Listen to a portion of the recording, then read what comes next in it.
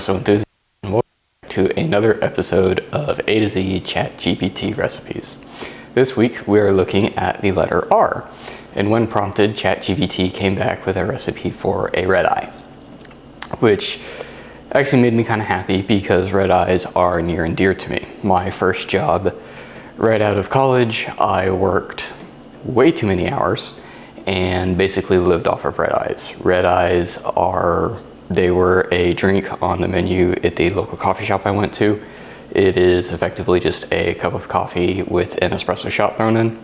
And they also had what they referred to as an eye opener, which was a cup of coffee with, I think it was a quad shot thrown in. So either way, red eyes, near and dear to me, excited to recreate one.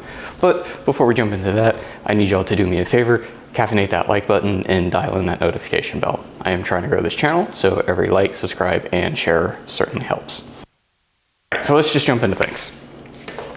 Super simple. We have a red eye recipe today. It says 1 cup of hot brewed coffee. Didn't really give any sort of guidance on how to do that, so we are going to use the good old Chemex today for our cup of coffee, and then we have 1 shot of espresso. Typically I pull double shots, so we're going to swap that out for a double shot, and that's going to be it. So first things first, let's get our filter going.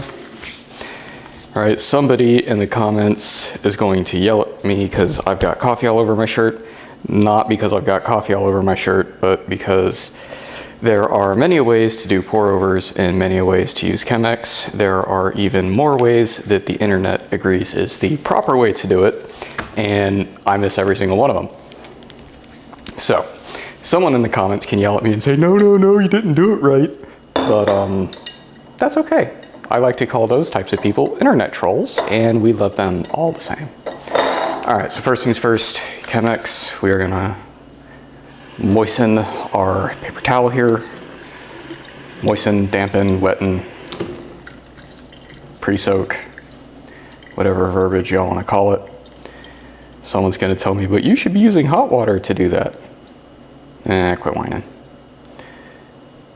Cold tap water works just as good, in my humble opinion.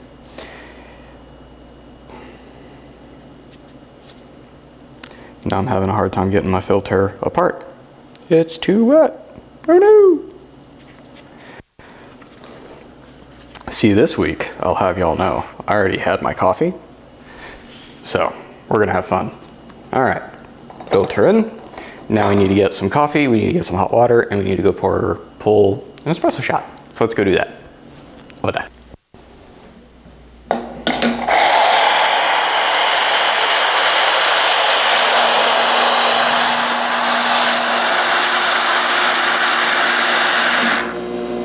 All right, that'll be our hot water for our pour over. Eventually gonna need to refill the machine, but that's no big deal. And we need to pull us a shot, and we're gonna need to grind us some coffee.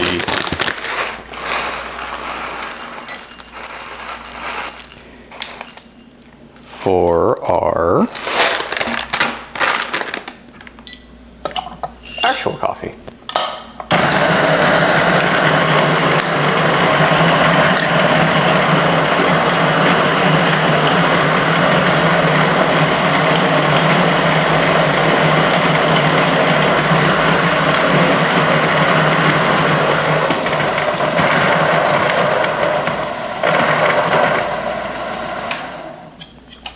Now, for better or for worse, I used to have 2 coffee grinders.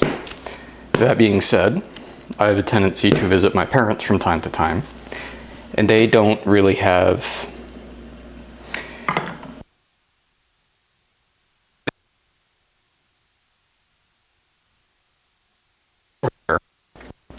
it's very simple. I will drink pre-ground Folgers coffee out of a Keurig, but it is certainly not my preference. So my my first grinder that I had before my fiance treated me to the Niche Zero, I actually gifted to my parents. The reason I tell you this is I don't have a grinder that's well suited for pour overs. Generally, I just take my Niche Zero and put it all the way on course, and hope for the best. So that's what we're gonna do today. Somebody can tell me that's not a right way to make a pour over, in which case I would say, yep, I know, but what are you gonna do? So while this is pulling a shot, I will go ahead and grind us some coffee for the pour over.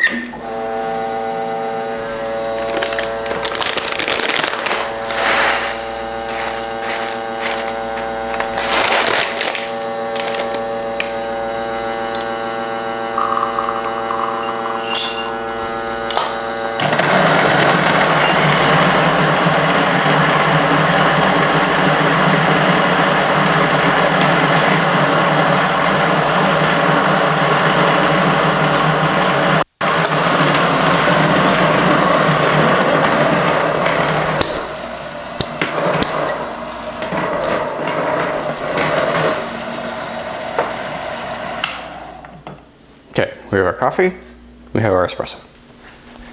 All right, so we're back. We've got our water, we've got our coffee, we've got our espresso.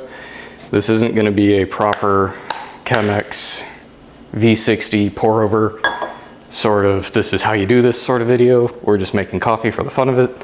So somebody's gonna say, oh, Jacob, why aren't you using a gooseneck kettle? Or why did you pull hot water out of your espresso machine rather than boiling it to some arbitrary value that we decide to be as the most delicious? Or, oh no, you ground your coffee too fine. Yep, I did all that, but that's okay. We're gonna have fun with it anyway. So we're gonna go in our nice circular pattern.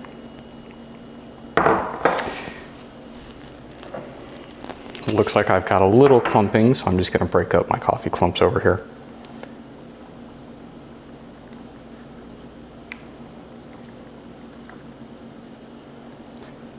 I'm not real sure I like this bean. It seems very oily. But that's okay, that's part of the fun of trying different beans. You find some that you like and some that you don't like. This is a very cinnamony bean. It's a medium roast. It's from a local coffee shop here. This is actually the second bean from them that I have tried. The first one was very chocolatey and quite good. This one is supposed to be cinnamon and stone fruit. And it seems very oily. It has a tendency to choke out my machine more often than not. But it's not bad. It smells good. It's just I really like that chocolatey bean. It was like drinking, it almost made the espresso, or if you made like a latte, taste more like hot chocolate with coffee in it rather than legitimate coffee, which was, if you're into that sort of thing, quite good. All right, we'll pour a little bit more water in here. Give this a nice little agitation.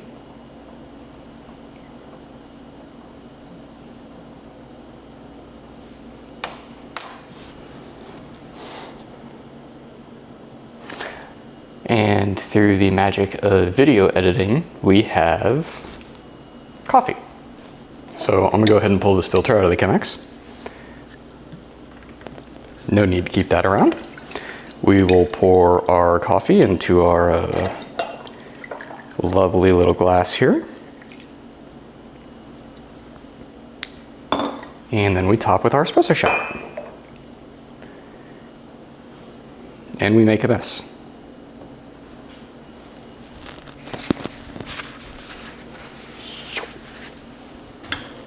Okay, so that is your standard red eye. So cup of coffee topped with an espresso shot. There you go. And I'm willing to bet this is going to be delicious just because it's coffee and espresso. How can it not be, right? Yeah, it's a red eye.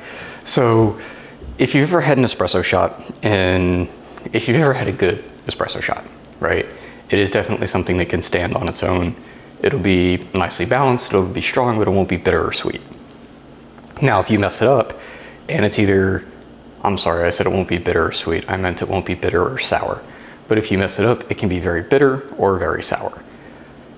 If you're drinking the shot by itself, 9 out of 10 times you'll pitch it in the sink and you'll try again. That said, if you have something like a latte or a milk drink, you can generally get away with having a far worse shot because the milk will kind of dilute it and kind of calm it down a little bit, and then you can put in your sweeteners or whatever else you so enjoy. And it can be a lot more forgiving. A red eye is similar, but to a lesser degree. So because you are effectively diluting your espresso shot in the coffee, you do dilute some of those either sour, those harsher notes, if you will. So it can be a little more forgiving in that sense, but it will still be a very strong coffee drink. And so it gives you something, it gives you more warm volume to drink if it's a cold day, or if you're just tired and want something warm to sip on, but it will be just as punchy, if not more so, than a standard espresso shot.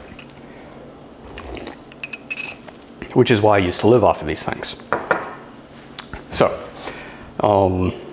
I really don't have much more other than that to tell you about this particular drink. It's not really a wild, out of left field like some of the drinks on this channel. It's pretty standard. It's just coffee and espresso. I would love it if y'all gave this one a shot. Let me know what you think. And as always, have a caffeinated day.